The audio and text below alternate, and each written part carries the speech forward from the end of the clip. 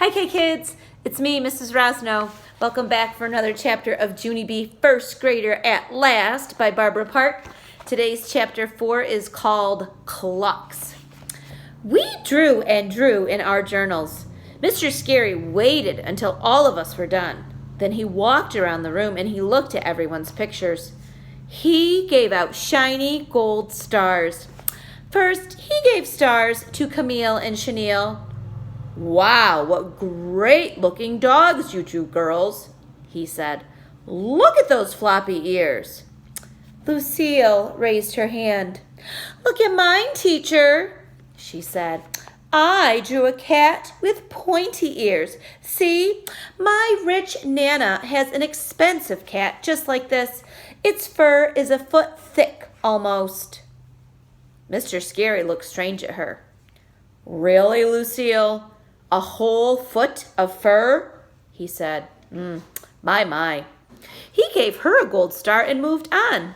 Then he went to a boy named Roger. Roger was in my same class last year. "Wow, excellent job, Roger," said Mr. Scary. "You drew a man wearing a coat. The words man and coat were both on the board, weren't they?" I did a frown, because none of those words were actually sounding familiar. After that, Mr. Scary walked to Sheldon and Shirley. "Oh, cool bat and ball, Sheldon," he said. "And Shirley, you drew a bat and ball too, didn't you?" I put my head down on my desk because something was very wrong here. Finally, Mr. Scary got to May. "Oh, May," he said.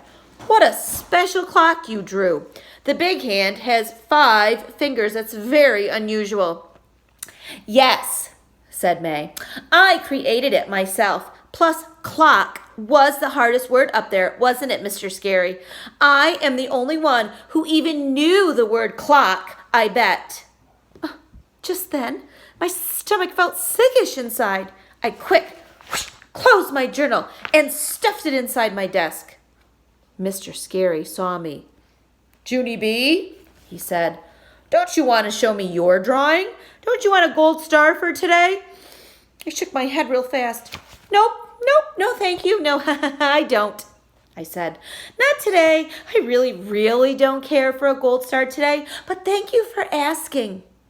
Mr. Scary kept on standing there. "Oh, the end," I said. He did not budge. "Please move along," I said. Finally, Mr. Scary bent down next to me, and he lowered his voice so no one could hear. "I'm sorry, Junie B, but I'd really like to see what you drew," he said. "I need to make sure that you understood the assignment." Then before I knew it, he took my journal out of my desk and he gave it to me to hold. After that, he walked me into the hall and he let me show him my drawing in private, and guess what? He liked it, I think. "Oh, wow. Oh, look at that, Junie B," he said. "You drew a wonderful picture of he kept on looking at my picture. A screaming chicken," I finally said. Mr. Scary did a strange face. "Yes, right," he said. "It's a screaming chicken," I said again. I pointed at the chicken's mouth. "See how it is screaming, Mr. Scary? Cluck, cluck, cluck. I used capital letters for the clucks. Capital letters are for screaming. Correct?" "Well, yes, I suppose so," said Mr. Scary.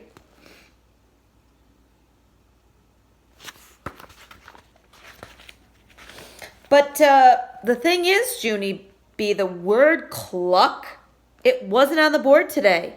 "Oh, I know it," I said. "The word on the board was actually clock. We didn't read all the letters right, I guess, because I accidentally thought it was cluck." I tapped on my chin. "What I actually wanted to draw, Mr. Scary, was the butt and the bull," I said. "I really liked the sound of that one, but I didn't know how to get started exactly, so I went ahead with the cluck idea."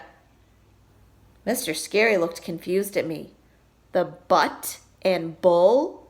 he asked. I smiled, kind of embarrassed.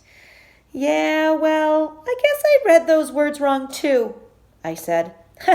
They turned out to actually be bat and ball. Mr. Scary frowned.